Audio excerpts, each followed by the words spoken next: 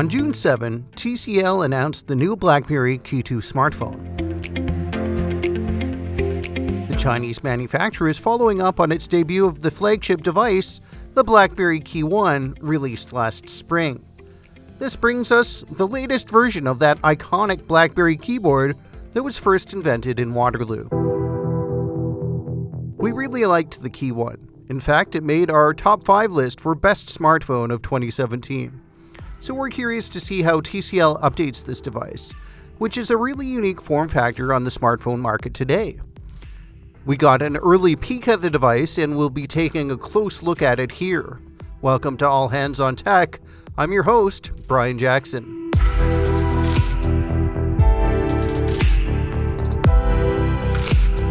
Compared to the KeyOne, the keys offered on the Key2 are 20% bigger. TCL says that's to help make typing on this device even easier. The metal frets between each row of keys has also been removed. This helps you feel your way around the keyboard a bit better. New to the BlackBerry Key2 is the speed key. Replacing the shift key on the right-hand side, just hold this down and press any of the other keys to trigger pre-programmed shortcuts. You can do this even when you're inside another app.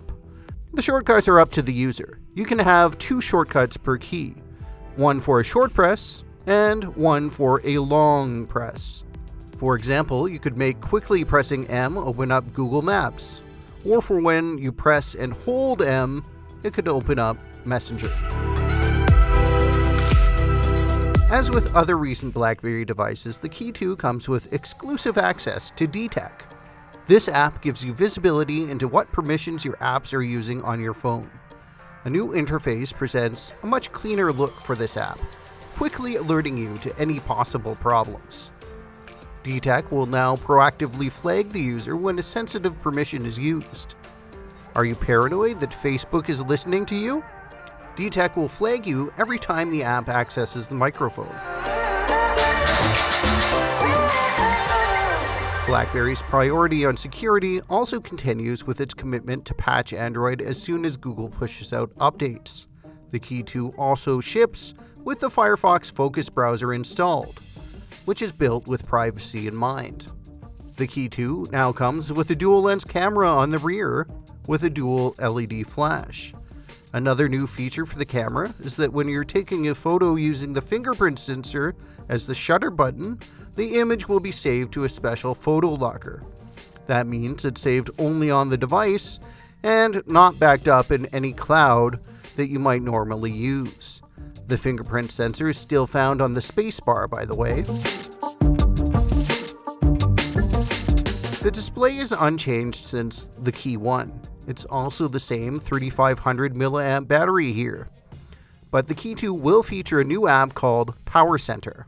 BlackBerry says it uses AI to warn users how much battery life they have left. A feature called Contextual Battery will learn how you use your phone and how much power you'll need as a result. What's different here is a minimum of 64 gigabytes of storage space, and there's also a new faster processor with a Snapdragon 660.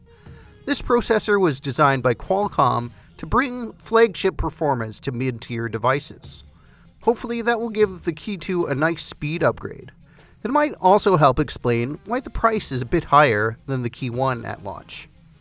The BlackBerry Key2 will be available both in black and silver upon release. It is priced starting at $829 in Canada and is expected to be available fairly soon. Thanks for watching All Hands on Tech. For IT World Canada, I'm Brian Jackson.